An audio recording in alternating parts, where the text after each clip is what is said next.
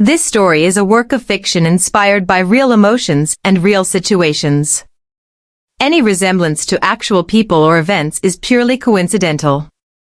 Viewer discretion is advised, as the themes involve betrayal, emotional manipulation, and psychological trauma.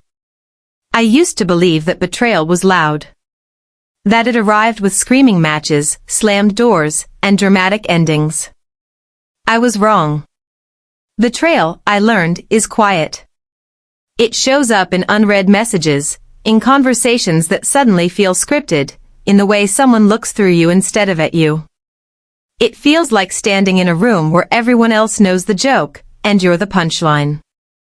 This is a revenge story, but it didn't begin with anger. It began with humiliation so deep it made my hands shake when I was alone. The night it all started, the city felt colder than usual. Not because of the weather, but because of how empty it sounded. I walked past closed cafes and dark office buildings, my phone buzzing once and then going silent again. No follow-up text. No explanation. Just silence. At home, the apartment echoed when I closed the door. His coat was gone from the hook. His shoes weren't by the wall. It was like he'd been slowly erasing himself long before I noticed. That was the first moment I felt something crack inside me. I'm a woman. Ordinary, by most standards. Not powerful, not famous, not protected by money or influence. I worked, I loved, I trusted. From the outside, my life looked stable. On the inside, I was constantly apologizing for things I didn't do. For taking up space. For asking questions. For wanting clarity in a relationship that was already being negotiated behind my back. I didn't know it then, but I was being prepared. Conditioned to accept what was coming. He was calm when he finally told me. Too calm. Sitting across from me at a polished table, like it was a business meeting instead of the end of my marriage. He said my name the way lawyers do, carefully, without warmth. He told me this was for the best. That things had changed.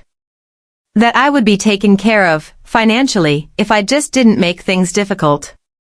He slid the papers toward me like he was doing me a favor. Divorce documents. A non-disclosure agreement. And then the number. $500,000. To disappear. To sign. To stay quiet. I remember feeling embarrassed before I felt angry. Embarrassed that my entire life could be reduced to a transaction. Embarrassed that someone I loved had already decided my value. This betrayal story wasn't dramatic. No shouting.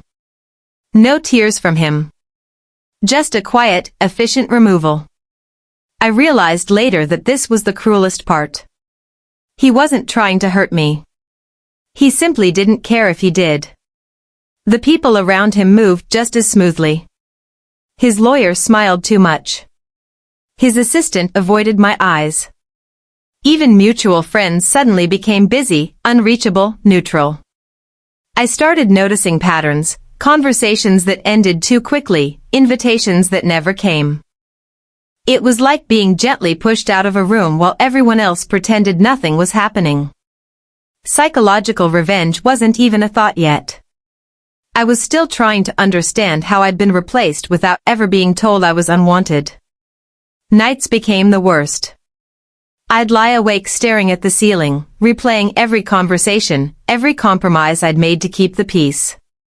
My phone stayed silent except for automated emails and bank notifications. I felt small. Powerless. Like the world had decided something about me without asking for my consent. This dark true story style of living, where everything looks normal but feels wrong, slowly hollowed me out. Then my body betrayed me too. Or so I thought at first. The nausea, the exhaustion, the way my emotions felt slightly out of control. I assumed it was stress. Grief. Until the test turned positive in the harsh bathroom light. I sat on the edge of the tub, the paper shaking in my hand, and laughed. Not because it was funny. Because it was absurd. I had just been paid to disappear. And now I was carrying proof that I couldn't. I didn't tell anyone. Not him. Not my friends. Not even my doctor, beyond what was medically necessary. I watched how easily my absence was accepted. How quickly the world adjusted. That's when the humiliation finally transformed into something else. Clarity. I began to understand that this wasn't just a failed relationship. It was a calculated removal.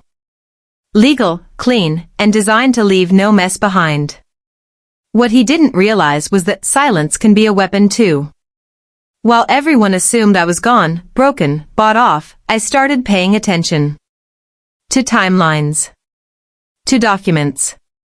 To the way money moved and stories changed depending on who was listening. I wasn't driven by rage anymore. I was driven by something colder. A need for justice served, not loudly, but correctly. Fear used to live in my chest. Fear of being alone. Fear of being dismissed. Fear of making things worse by speaking up. One night, as I stood by the window watching cars pass below, I realized the fear was gone. In its place was a quiet determination. I had been underestimated. Overlooked. Reduced to a signature and a wire transfer. And for the first time since this betrayal story began, I wasn't reacting anymore. I was planning. I was planning. Not in the way movies make it look. There were no corkboards, no red strings, no dramatic vows whispered into the dark. Planning, for me, looked like silence.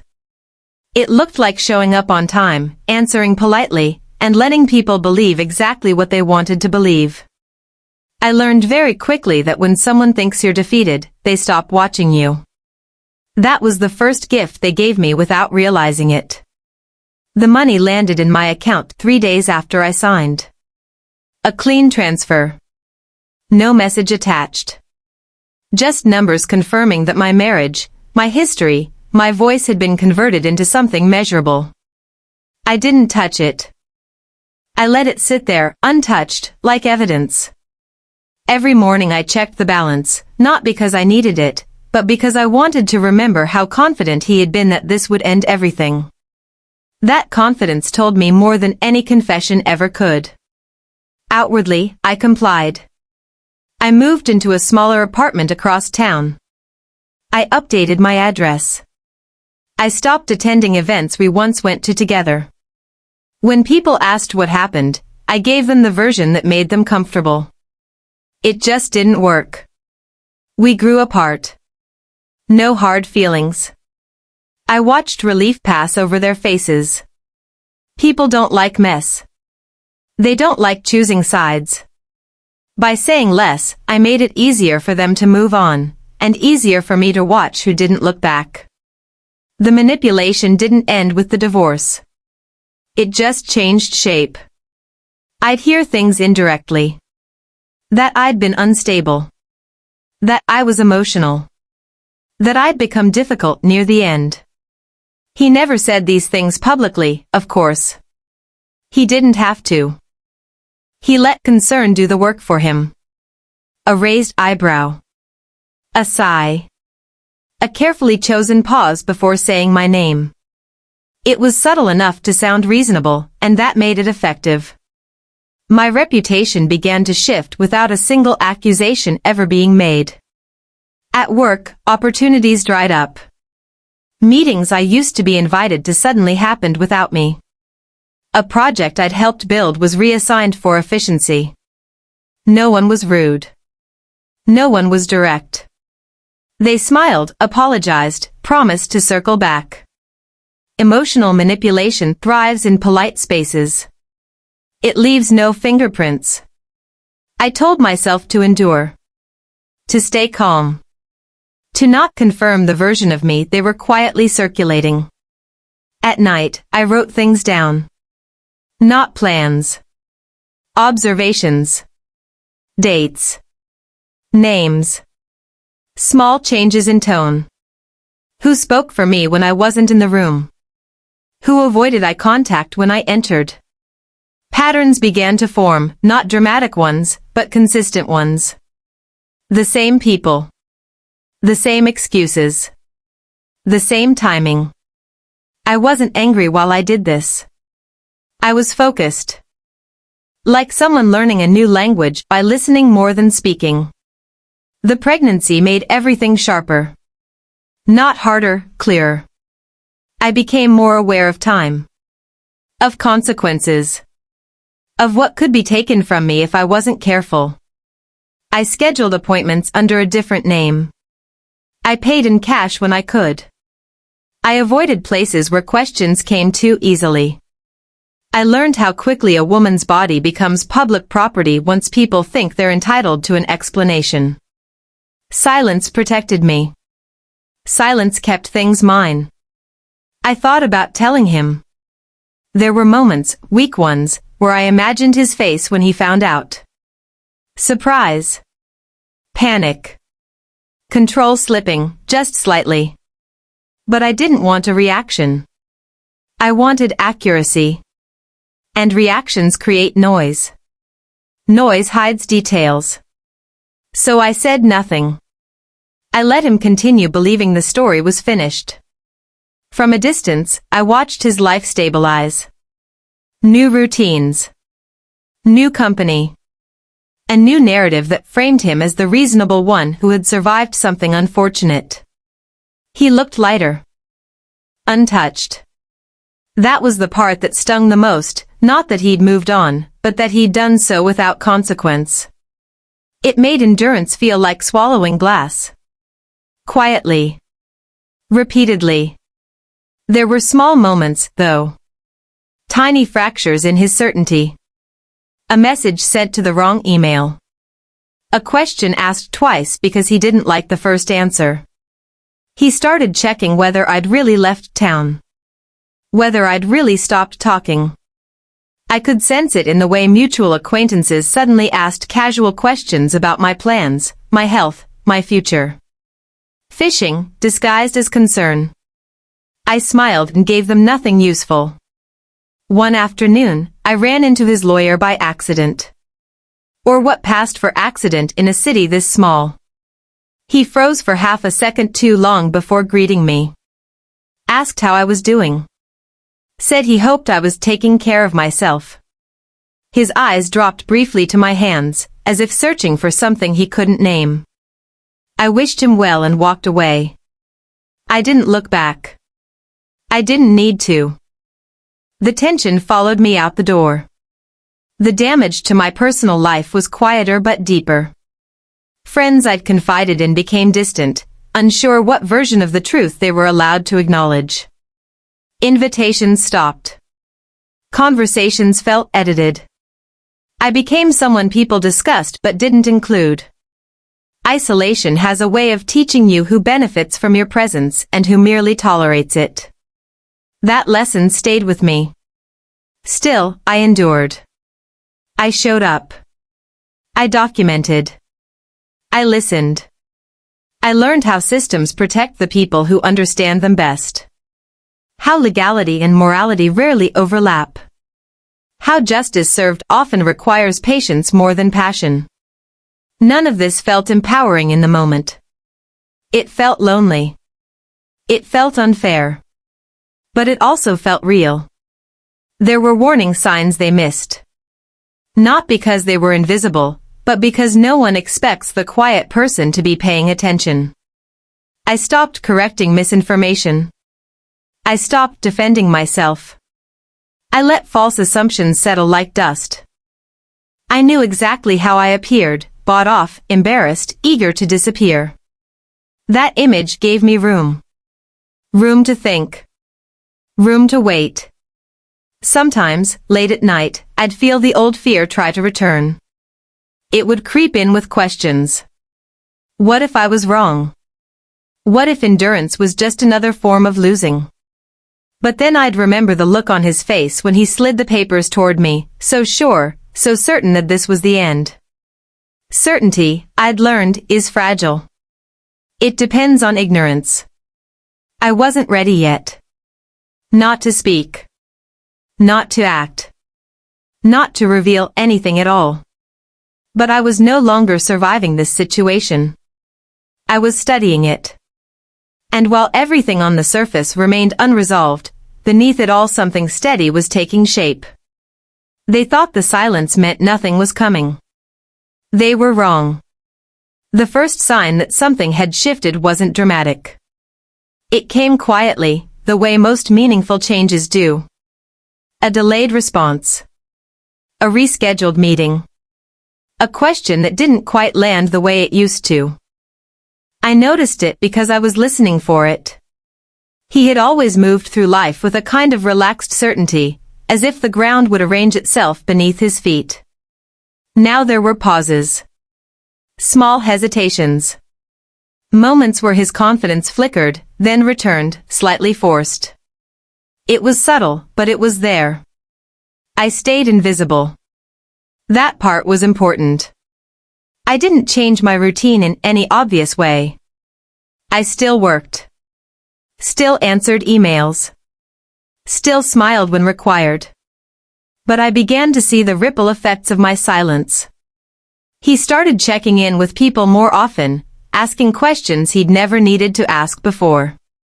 Not directly about me, never that, but adjacent things. Legal timelines. Professional boundaries. Hypothetical scenarios. Anxiety, I learned, rarely announces itself. It disguises itself as diligence. The paranoia came next. I could sense it in the way conversations tightened. In how jokes fell flat because they were being measured for risk. Someone mentioned my name in passing at a gathering I wasn't invited to, and the room reportedly went quiet for a second too long. No one said anything wrong. No one said anything at all. Silence again, but this time it wasn't mine. It belonged to people realizing they might not know the full story. At work, the cracks spread outward. A senior colleague, Mark, started watching me more closely. Not with suspicion exactly, but with curiosity.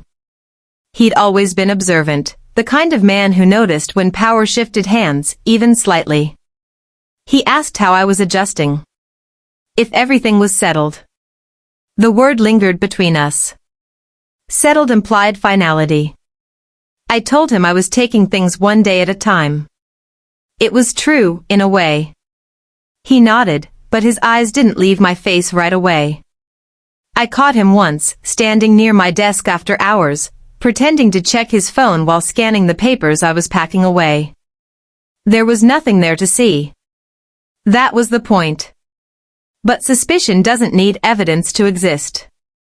It only needs inconsistency. And something about me, my calm, my lack of visible damage, didn't match the story he'd been told. That discrepancy unsettled him. Meanwhile, the people who had wronged me began reacting to things that weren't happening. He asked his lawyer to review documents that had already been finalized. The lawyer complied, billing extra hours and offering reassurances that sounded thinner each time. A mutual friend reached out to me after months of silence, casually asking if I planned to stay in the city long-term. I replied with a polite non-answer. Within days, I heard he'd asked the same question of 3 other people. Information, once sought, has a way of revealing the seeker's fear. There were moments when I almost stopped.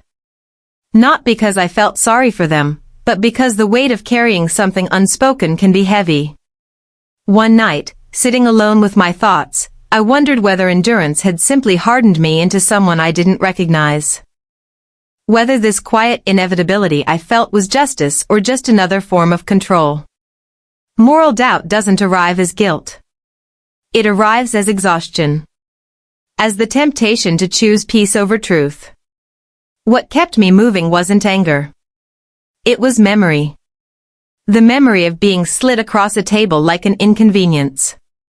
Of watching my reputation soften at the edges until it barely resembled me. Of being erased with courtesy. That kind of damage doesn't heal on its own. It settles. And if left alone, it rewrites you. The pregnancy added pressure in unexpected ways. Not urgency, exactly, but perspective. Time mattered differently now. I had to be precise. Careful. I couldn't afford impulsive decisions or emotional reactions. Everything had to be clean. Observational. I found myself more patient than I'd ever been. Patience, when combined with silence, can look like surrender. That illusion worked in my favor. He began making mistakes. Small ones. A comment at a dinner party that contradicted a previous version of events. An email forwarded one too many times. A joke about crazy exes that landed wrong because it was told in front of someone who knew me well enough to raise an eyebrow. These weren't disasters.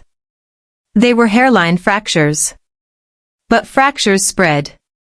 One afternoon, I received a message from an old friend, Claire, someone who had known both of us before things unraveled. She wanted to meet. Said she'd heard things that didn't sit right with her. My first instinct was to refuse. Exposure was a risk. But avoidance can be suspicious too. We met for coffee in a crowded place. She watched me carefully as she spoke, choosing her words like stepping stones. She asked if I was okay. Really okay. I told her I was managing. She hesitated, then said she'd been asked not to bring me up anymore. Not directly, just implied. It felt strange, she said. Like someone was afraid of something, but I couldn't tell what. I felt the ground tilt slightly beneath me. This was the danger zone. Friends who sense manipulation sometimes try to correct it. Sometimes they expose things before they're ready. I thanked her for telling me and changed the subject. I could tell she wanted more. Answers. Reassurance. I gave her neither. When we parted, she looked unsettled. Not by me, but by the realization that the narrative she'd been handed might not be complete. That realization was contagious. Back at work, Mark finally said something. Not an accusation. An observation. He mentioned that people seemed nervous lately. That there was a lot of unnecessary revisiting of closed matters. He smiled when he said it, but his eyes were sharp. I shrugged and suggested stress was getting to everyone. He studied me for a long moment, then nodded. I couldn't tell whether he believed me. I wasn't sure it mattered. The inevitability settled in slowly, like weather. I could feel it in the way conversations tightened around certain topics. In how people avoided specifics, afraid of saying the wrong thing. Fear had begun circulating, detached from its source. That's how you know it's real. When no one can point to the cause, but everyone adjusts their behavior anyway. I never confirmed anything. I never denied anything either. I let assumptions bloom and collide on their own. The plan, if it could even be called that, was already in motion, not because I'd done something visible, but because I'd allowed the truth to exist without controlling it. That was the part they hadn't anticipated. They were used to managing narratives. They weren't prepared for a vacuum. Late one evening, as I walked home through streets that no longer felt quite as empty, I realized something else had changed. I wasn't waiting anymore. Whatever was coming didn't feel distant or hypothetical. It felt close. Not immediate, but approaching. Like a sound you don't hear yet, but know is there because the air has shifted. Nothing had been resolved. No confrontations. No revelations. But the balance had tipped. And once it tips, it doesn't return on its own. They could feel it too. There was a moment, quiet and unremarkable, when I understood there was no turning back. It wasn't marked by fear or excitement. It felt more like gravity, an invisible force pulling everything forward whether anyone acknowledged it or not. I was standing in line at a pharmacy, staring at nothing in particular, when the thought arrived fully formed, even if I wanted to stop now, I wouldn't know how. Whatever had begun no longer belonged to my intentions alone. It was moving on its own. The first real tremor showed itself in small disappearances. An email thread referenced in a meeting that no one could locate afterward. A document that had been definitely sent but never arrived. A calendar invite quietly removed. Nothing dramatic enough to accuse, nothing concrete enough to fix. Just enough absence to make people uneasy. When systems people rely on stop behaving predictably, they start questioning everything else too. He called me for the first time since the divorce was finalized. Not directly, I didn't pick up, but he left a voicemail. My name sounded unfamiliar in his mouth now, like he'd forgotten how to say it without authority. He asked if everything was okay. Said he'd heard a few strange things and wanted to make sure there were no misunderstandings. His voice was steady, but there was something brittle underneath it. Control trying to sound like concern. I didn't respond. Silence, by now, had become my most effective language. His reputation began to wobble, not collapse, just sway. Enough for people to notice. A partner questioned a decision he'd made months earlier. A colleague casually mentioned an inconsistency during a call, then apologized too quickly. Apologies often come from fear, not politeness. I could sense him tightening, adjusting, overcorrecting. Confidence under pressure tends to expose the seams. At work, the atmosphere grew dense. Conversations lowered when certain names came up. People triple-checked attachments before sending them. A junior employee burst into tears in the break room one afternoon, overwhelmed by a mistake that would have barely registered a year ago. Pressure trickles downward. Those at the top feel it last, but when they do, it hits hardest. Mark approached me again, this time without pretense. He asked if I'd noticed things feeling off. His eyes searched my face for a reaction he didn't quite understand. I told him stress makes people careless. That was true. I didn't add that carelessness reveals more than intention ever does. He nodded slowly, like someone adding a piece to a puzzle he hadn't realized he was assembling. Near exposures started happening everywhere at once. Claire called me late one night, voice shaking, saying she thought she'd said too much to the wrong person. She asked if I needed her to clarify anything. The question hung between us, heavy with implication. I told her no. That nothing she said could hurt me. That was also true, but not in the way she meant. After we hung up, I sat in the dark for a long time, listening to my own breathing, aware of how close things had come to slipping out of sequence. The moral doubt returned then, sharper than before. I wondered if I was letting innocent people get caught in something they didn't understand. Whether inevitability was just another excuse people use when they don't want to take responsibility. The pressure of carrying that question pressed down on my chest until sleep became difficult. When I did sleep, I dreamed of locked doors and missing keys. He didn't sleep at all, from what I could tell. Messages went out at strange hours. Meetings were scheduled and rescheduled. He started appearing places he didn't need to be, as if proximity could substitute for control.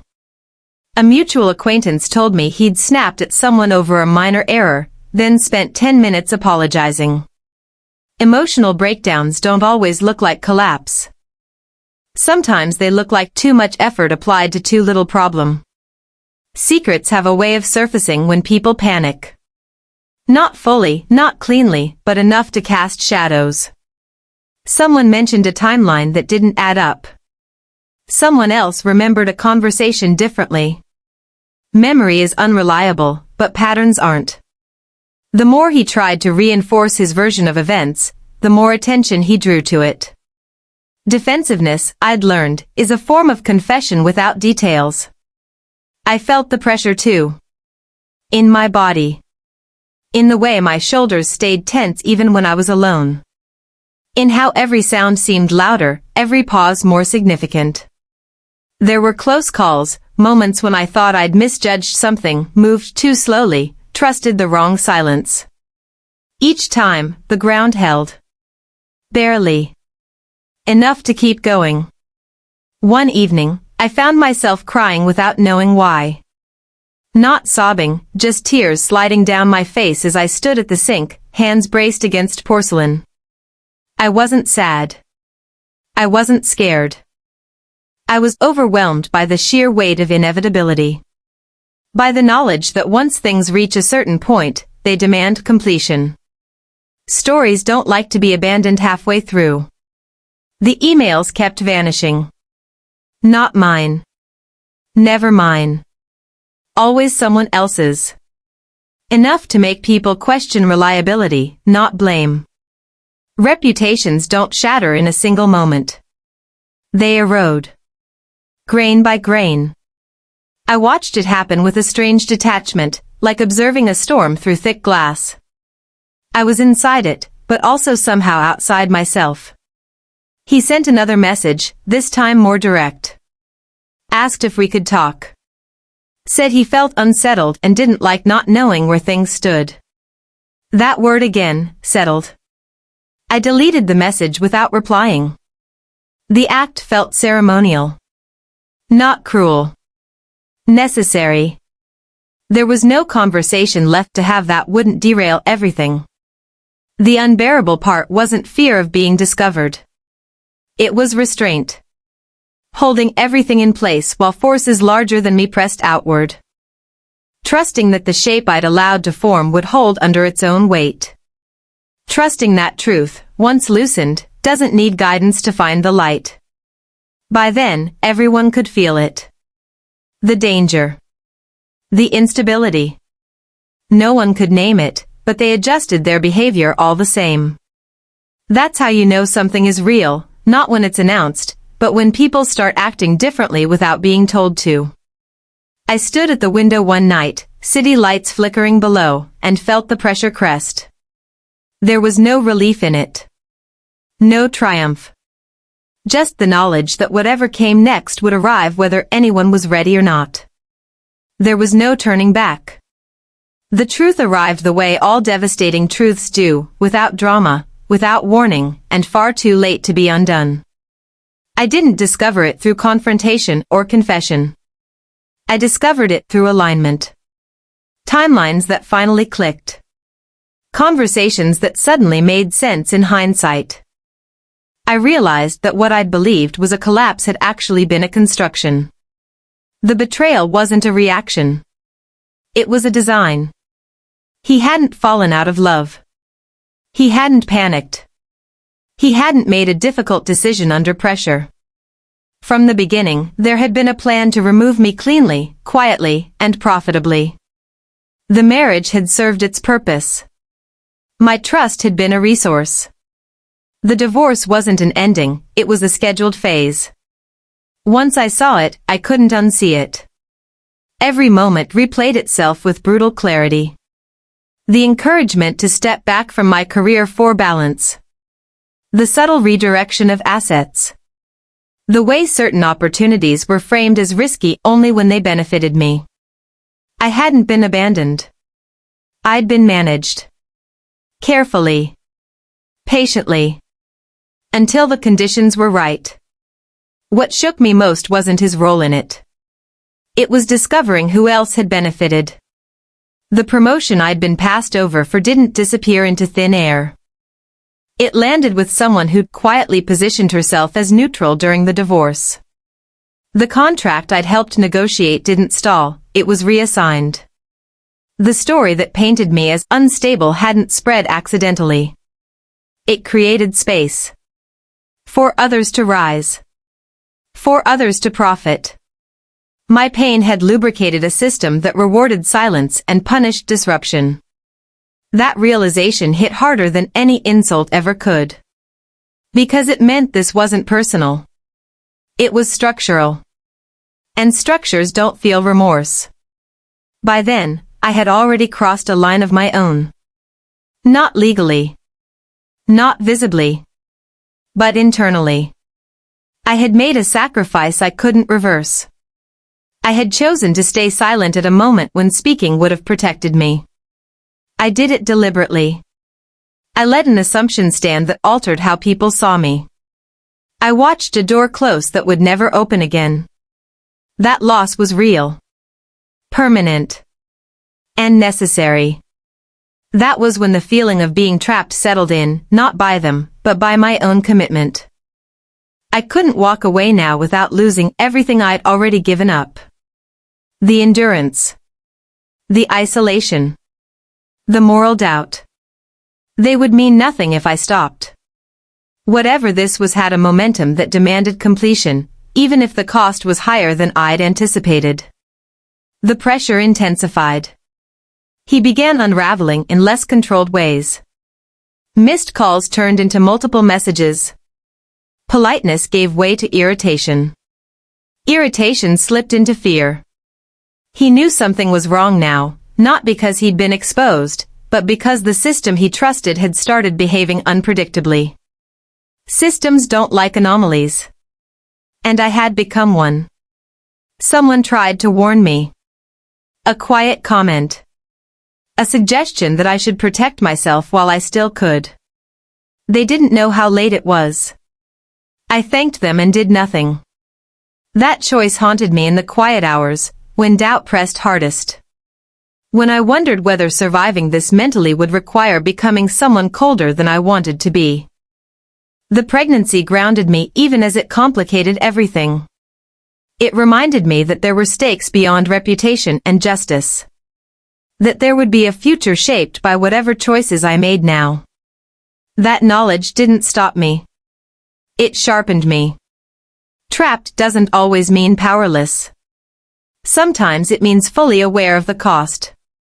I stood in the aftermath of the twist, the full weight of it settling in my chest, and understood that this story no longer belonged to the people who'd started it. But it didn't belong to me either, not completely. It belonged to consequence. To inevitability. To the point where intention stops mattering and action becomes the only language left. Nothing had been revealed. Nothing had been resolved. But the escalation was irreversible. And as I moved forward, carrying the knowledge of how intentional the betrayal had been, I knew there was no version of this where I walked away untouched. I was committed now. So I'll ask you this, what would you do in this situation? Do you think the protagonist will survive this mentally? The moment came without ceremony. No announcement. No warning. Just a shift in the air so sudden it felt like pressure popping in my ears. I knew it because everything I'd been holding apart finally touched. The plan didn't unfold like a single act. It unfolded like a collapse, fast, loud, and impossible to stop once gravity took over. The confrontation wasn't face-to-face at first. It never is, when people believe they're safe. It started with a meeting that was supposed to be routine. A room full of polished confidence, prepared statements, and practiced smiles. I wasn't on the agenda. That was the mistake. Because the truth doesn't need an invitation when it already has a seat. Questions began landing wrong. Documents didn't match. Timelines overlapped in ways that couldn't be explained away with charm. The room shifted from control to confusion in minutes. Anxiety spiked. Voices tightened. Someone tried to steer the conversation back to process, but process collapses when intent is exposed. I watched it happen from a distance, my phone lighting up with messages that escalated from curiosity to panic. He called. Again and again. When I finally answered, there was nothing left of the man who'd slid papers across a table like a verdict. His voice broke before he finished saying my name. He demanded to know what I'd done. The demand itself was the answer. I told him the truth, the smallest, cleanest version of it. That I hadn't lied. I hadn't accused. I hadn't revealed anything that wasn't already real. Silence had simply stopped protecting him. That was when the emotional collapse hit. Not mine. His. Control requires belief, belief that the system will respond the way it always has. When it doesn't, people unravel quickly. He swung between anger and pleading, authority and apology. Psychological domination isn't about raising your voice. It's about refusing to lower yourself to theirs. I stayed calm. Measured. Unmoved. Every attempt to regain footing only made the fall harder. The secondary beneficiary didn't fare better. She tried to distance herself, to frame everything as misunderstanding and coincidence. But coincidence doesn't survive scrutiny. Her composure cracked when she realized neutrality had an expiration date. When silence stopped being protection and became implication. Watching her scramble was unsettling, not satisfying. Power looks fragile when it's exposed. Then came the final turn. The twist no one saw coming, not even me, until it was unavoidable. The thing I'd protected most fiercely, the secret I thought was leverage, wasn't the endgame. It was the catalyst. The pregnancy wasn't just personal. It was proof. Of timelines. Of intent. Of consequences no agreement could erase. I didn't announce it. I didn't weaponize it. I let it exist. And existence was enough. The room went quiet when the realization landed. Not shock, recognition. The kind that drains color from faces. Because suddenly the story wasn't about contracts or reputations. It was about something irreversible. Something that made every calculated decision look reckless in hindsight. Psychological domination reached its peak not through threat, but through inevitability. I watched the system correct itself in real time. Safeguards triggered. Distances widened. People who once avoided eye contact now watched too closely, afraid to miss something important. The collapse completed itself without my intervention. That's the truth no one likes to admit. The most devastating revenge story doesn't end with destruction. It ends with exposure so complete there's nothing left to defend. When it was over, when the calls stopped, when the messages slowed, when the noise finally thinned, I didn't feel victorious. I felt emptied. The cost registered all at once. The relationships I'd sacrificed. The version of myself I'd outgrown. The certainty that nothing could ever be simple again. Surviving mentally wasn't about strength anymore. It was about acceptance. The final shock wasn't what happened to them. It was what happened to me. I realized I wasn't defined by what I'd endured or what I'd executed. I was defined by what I refused to become. I hadn't destroyed them. I'd let the truth do what it always does when it's no longer contained. And in doing so, I'd stepped out of the story they wrote for me. The climax wasn't revenge. It was release. The consequences didn't arrive all at once. They came in waves, uneven and disorienting, like standing too close to the shoreline after a storm. First there was the official fallout, the kind that gets written down, time-stamped, and filed. Contracts were reviewed. Positions quietly reassigned. A resignation framed as a personal decision circulated in carefully worded emails. The language was neutral, almost gentle, but the impact was absolute. Systems corrected themselves the only way they know how, by removing instability. He disappeared from public view faster than I expected. Not dramatically, no headlines, no scandal splashed across screens, but completely. Invitations stopped. Speaking engagements were cancelled. People who once used his name as leverage stopped saying it altogether. Reputation, I learned, doesn't die loudly. It evaporates. One day it's there, the next it's treated like it never mattered. The woman who had benefited most from my removal stayed. Barely. She survived by narrowing herself, by becoming smaller and quieter than she'd ever been before. Power, once exposed, doesn't return to the same shape. Every move she made after that felt defensive, provisional. She was careful in a way she hadn't needed to be when she thought the story was settled. Carefulness is its own kind of consequence. As for me, there were no apologies. Not real ones. There were attempts, messages that hovered near accountability without ever touching it. I hope you're okay. I didn't realize how things would unfold. People want absolution without confession.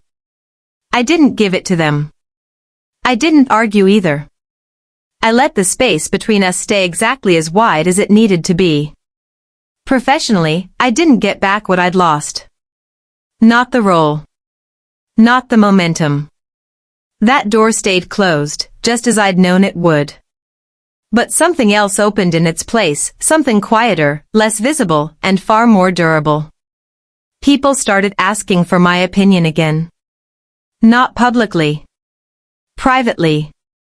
Carefully. Trust rebuilt itself in strange, asymmetrical ways. I was no longer underestimated. I was no longer invisible. I was watched. Personally, the shift was deeper. The version of me who had once apologized for wanting clarity was gone. In her place was someone steadier, less interested in being understood. I didn't explain myself anymore. I didn't soften truths to make them easier to swallow. Strength didn't arrive as confidence, it arrived as indifference to approval. Cold, maybe. But free. The pregnancy became public eventually. Not through announcement, but through inevitability. There were looks. Pauses. Calculations I didn't bother to address. No one asked the most obvious questions out loud. They didn't need to. The answers lived uncomfortably close to the surface. I let them. Some truths do their work best when they're never fully spoken. Motherhood changed me in ways the revenge never could. It rearranged my priorities with a decisiveness that left no room for nostalgia. The past became something I carried, not something I lived inside. Whatever softness I'd lost, I replaced with precision. With boundaries that didn't need defending. With a clarity that didn't waver under pressure. I moved cities. Not to escape, but to reset. New streets. New routines. A place where my name arrived without history attached. People there didn't know what I'd survived or what I'd executed. They only knew how I showed up now. Calm. Focused. Unavailable to manipulation. That version of me felt earned. Sometimes, late at night, I revisited the timeline in my head, not with regret, but with curiosity. I wondered how close I'd come to stopping. How easily this could have ended differently if I'd chosen comfort over completion. The disturbing part wasn't how far I'd gone. It was how natural it felt once I'd committed. That realization stayed with me longer than anything else. I never saw him again. Not in person. But once, months later, I received an email that contained nothing but a forwarded article, an unrelated legal case, a footnote about non-disclosure agreements being overturned under specific circumstances. No message. No greeting. Just the link. I didn't reply. I didn't need to. The aftershocks were still traveling outward, long after the ground appeared stable. Most questions found their answers in time. Why it happened. How it was possible. Who benefited. What it cost. But one question remained, unsettling in its persistence. If I'd known everything from the beginning, if I'd seen the design clearly, would I have loved him anyway? I never answered that. I'm not sure I ever will. What I know is this, revenge didn't give me my old life back. It gave me something else entirely. Distance. Clarity. Control over my own narrative. I didn't win. I concluded. And sometimes, that's the only ending that lasts. Was the revenge justified?